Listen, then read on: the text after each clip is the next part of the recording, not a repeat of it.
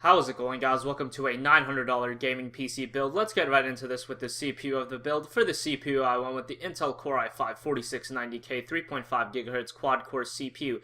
$225 at Amazon right now. This is a 4690K, so you can overclock it. That K signifies that you can overclock it if you guys don't know. At 3.5 GHz at stock clocks, it's already pretty fast, but if you do take the initiative to overclock it, you're going to get a lot more performance out of it and get a lot more bang out for your buck for this CPU. Now, in video editing and live streaming, this thing doesn't really excel at. It can do video editing and live stream, but just not all that well compared to, say, an FX 8350 that's around the same price. But in gaming, this thing's an absolute monster, especially, like I said, if you overclock it. Oh my god, if you pair this with a good GPU, rest in peace, any game you throw at it, it's just going to be murdered by the CPU and the graphics card. Really good CPU, in my opinion. If you guys want to get a CPU cooler, go ahead and pick up something cheap like a Hyper 212. Unless you want to do some extreme overclocking, then you'll get some, liquid cooling or stuff like that. But just the Hyper 212, you can take it to 3.9 or 4.1 gigahertz, and at that point, it's going to be a pretty fast CPU. Like I said, even if you do want to do some live streaming, the CPU can still do it. I myself have an i5 3570K, and I can live stream just fine, and I can video edit just fine, so don't worry about that.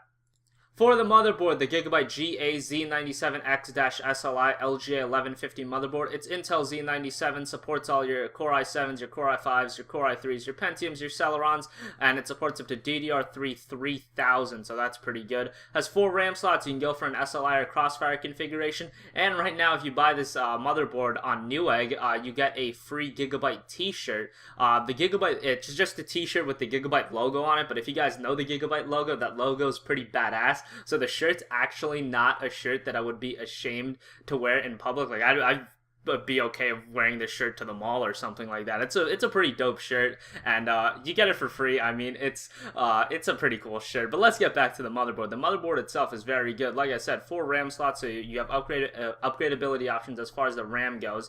Has your SATA 6, your USB 3, and it's very easy to overclock on it as well. So if you're into that, there you go, you're going to be able to overclock on it. Just an all-around real good motherboard for around $110 or even $100 if you can find it on sale. For the RAM, G.Skill Ripjaws Series 8GB, 240GB sticks running at 1600 MHz. You guys already know what this is. $80 for 8 gigs of RAM. No reason to go for 12 or 16 gigs in this, gaming-centric build. 12 or 16 I would only recommend if you are a heavy editor or a heavy live streamer, then I would recommend it. But even with 8 gigabytes of RAM, like I said, I have an i5 3570K and 8 gigs of RAM.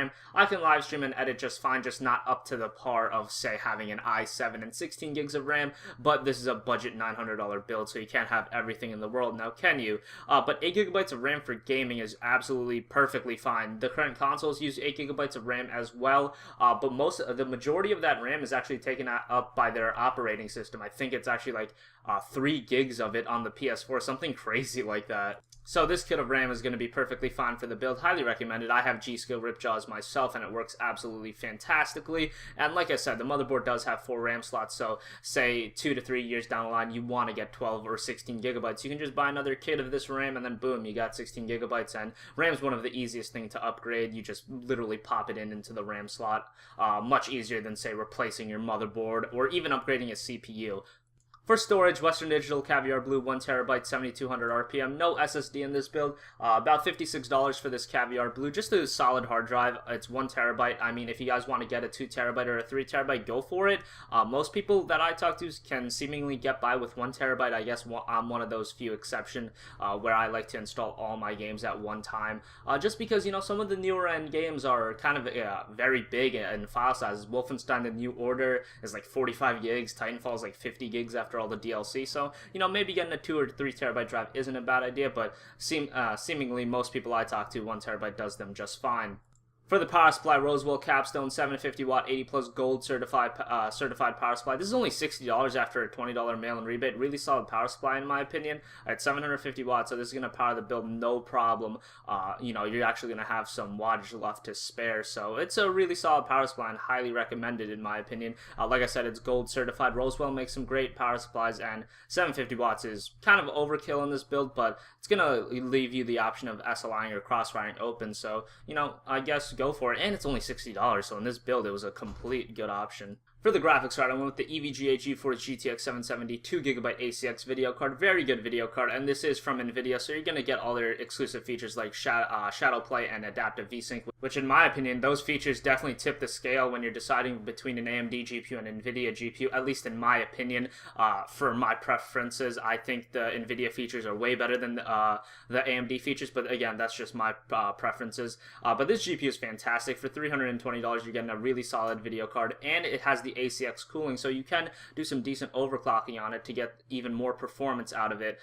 Also, right now, if you buy this video card, you get a free copy of Borderlands, the pre-sequel, I believe. It's like a prequel to Borderlands 1.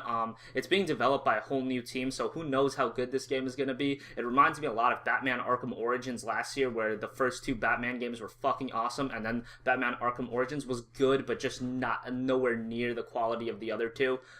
That's probably what this game is going to end up being, because it's not being developed by, I believe Gearbox did 1 and 2, and I don't think Gearbox is doing number 3, or the pre-sequel. They probably are doing number 3. Nobody just knows about it yet.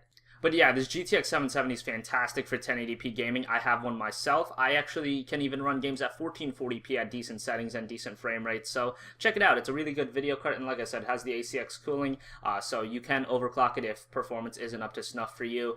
And you get a free copy of a game that's not even out yet, and it's a $60 title, so that's kind of a winning deal in my opinion. Finally, for the case, Cooler Master Half 912 ATX mid-tower case. Again, another part that I have. The Half 912 is a fantastic case. It's a solid mid-tower case. I mean, the exterior looks pretty decent, and the interior is exceptional. A lot of room for upgradability. You can even remove the hard drive bay if you want to install a bigger video card, like, say, a GTX Titan or a 690 or something like that. Just a great case, in my opinion. Really good cable management. It's super easy to do cable management in this. So yeah, highly recommend it. Thanks for watching this video, guys. Remember to hit that subscribe button, like this video, comment with your suggestions for future videos, and I will talk to you all later. Goodbye.